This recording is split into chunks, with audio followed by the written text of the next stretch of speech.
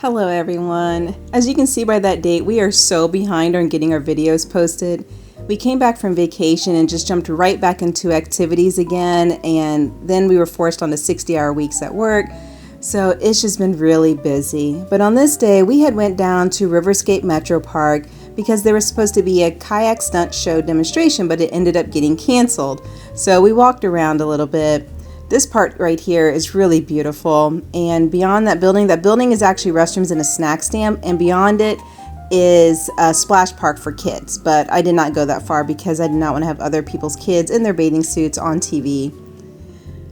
So we're going to go sit down by the river for a little bit because at this point I did not know the stunt show was canceled. We're sitting there and there weren't that many people coming, and I know I like to get to places early, but at the same time I thought I would at least see some kayaks or some people coming. But no, it was canceled due to flooding, which you can see here. There's the bike path and it is going underwater. Those steps are underwater. We'll have to bring you back at some point in the summer so you can see how far down you normally can go. So as we were sitting here off to the side, we're just like, there's nobody here. And so finally I get on my phone and I look up, the kayak stunt show down at Riverscape. Found out it had been canceled due to the water levels and had been moved to Springfield, Ohio. Springfield, Ohio is 45 minutes from Dayton, and I had already worked this day and I have to work the next day, and I'm just like, no, we're not doing that. So we just walked around here. If you go back and check out the Cincinnati Reds video we made, we took a short, quick walk by the Ohio River, and down there it was so beautiful. There was no debris on the sidewalks. It was a clear path. I don't know if we just happened to be in a good part or what, but this is what we have here in Dayton, Ohio. It's been flooding a lot this year, and I don't know if they are going to get around to cleaning it up or if it's just going to look like that. So when we go back later this summer for some of the festivals, I will definitely remember to come down here and see what this part looks like. But for now, we're going to take you for a walk. We're going to head this way towards the left, and we're just going to do a quick lap around, go over there by River's Edge Montessori School.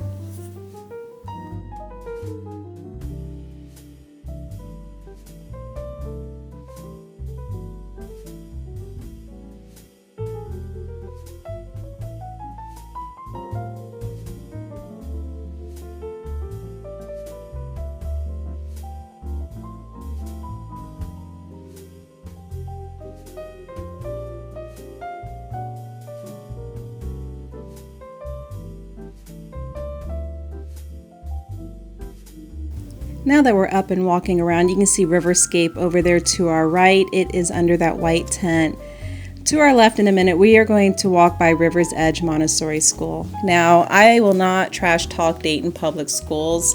I know a lot of people talk about how horrible the school system is and all that, but I don't want to make anybody feel bad. And there are parents out there who are trying their best for the kids, and this is the best they can offer them, is a public education in the inner city. And so I don't want to make anyone feel bad for the best they can give. But a Montessori school, if you're not familiar with that type of schooling, it's hands-on learning, it's student-led.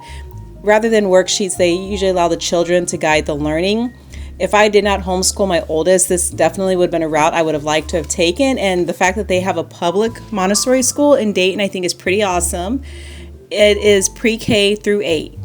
Now, Dayton Public School students, about 20 to 30% of them they test at or above proficient levels across reading and math. So 20 to 30% of Dayton Public School students.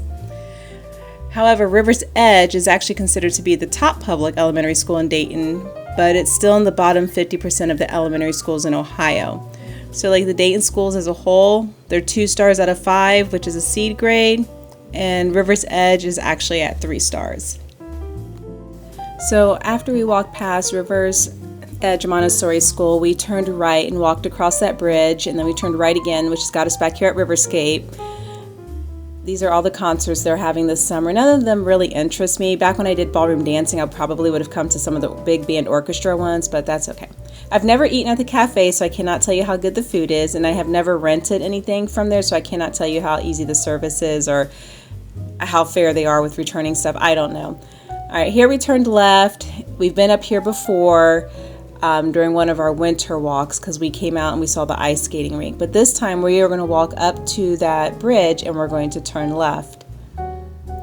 Little did I know that this would actually get us to Dees Point MetroPark. I have never been there before, and I'm glad I never went out of my way just to go to that park because it is really, really small. I think maybe if I worked in an office building around there, I would go down there for lunch or something, but to drive out there are parks with more amenities that I would rather go to.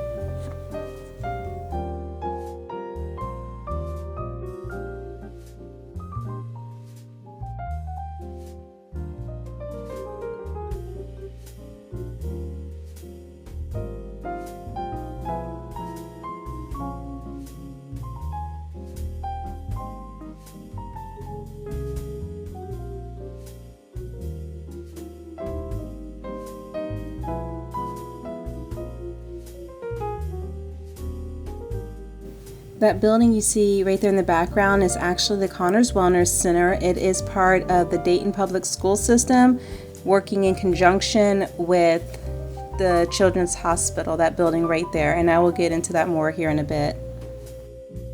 Dayton, Ohio has a historically high number of patents and inventions per capita, and here in this little circle area, there are bricks on the ground and scattered throughout the park that commemorate innovations created in the Miami Valley. My thumbnail looks a little weird for this video, I know, but the images that I put on there are not just random. They are things that were actually created or thought of here in Dayton, Ohio. So like the first functional airplane, the cash register, the soda top pop lids, the barcodes, the step ladder. And throughout the park, as you walk around the outside circle, there are park benches that sit in front of plaques where you can read about other inventors from Dayton, Ohio.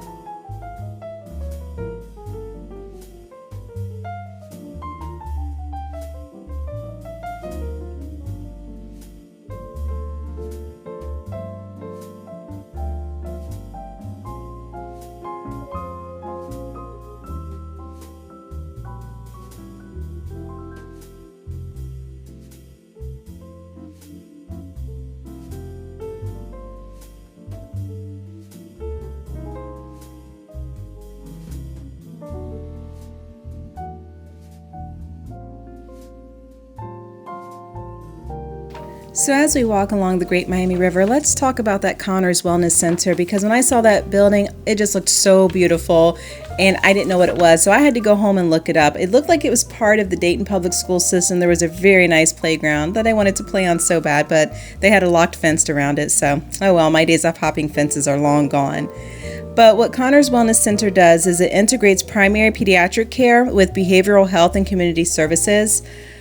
So I dug a little deeper, and from what I could find out, Children's Hospital was experiencing an increase of parents bringing their kids in because they were afraid the kids were going to self-harm, and they realized that, you know, the children today have been through a lot. Here in Dayton, Ohio, they had an F4 tornado that tore through in 2019, and most of those kids had never lived through a tornado. Now, my mom lived through the Xenia, Ohio tornado of 1974. So I grew up with a healthy fear. I grew up in Xenia, so that was something that was always on our mind. But I don't know that Dayton has. I'm gonna have to look that up if Dayton, Ohio has had any major tornadoes before that one. But then, of course, 2020 as well. And so, what this building does, it offers primary care, behavioral health, speech therapy, occupational therapy, dental care, vision care, and vaccinations. And what they noticed by working together, Dayton Public Schools and Children's Hospital, 10 out of 10 kids of Dayton have actually had their dental work done, vision care, compared to 5 out of 10 kids from other inner city areas.